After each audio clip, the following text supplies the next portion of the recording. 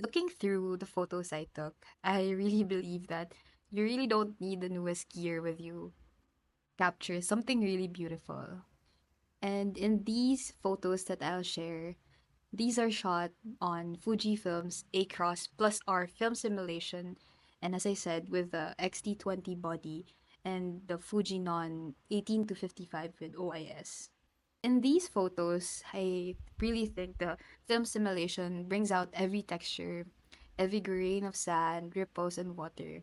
And it's really a timeless and quiet elegance in photos. And I feel like a nerd saying this, but I'm like Team Fuji all the way. And I kind of want to ditch my Sony. Anyway, I digress. I mentioned that I used Acros plus R film simulation.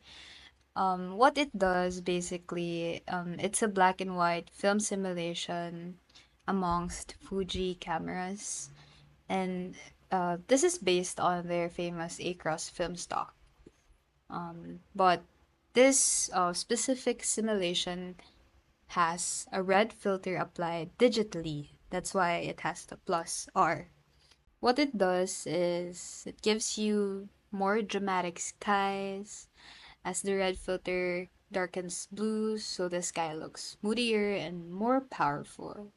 It also renders a much higher contrast compared to others.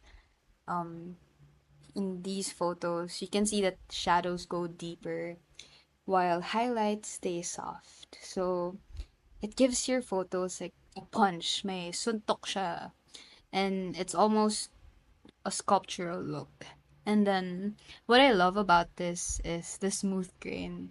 It's quite funny because people would opt for a high resolution camera but then would add grain after.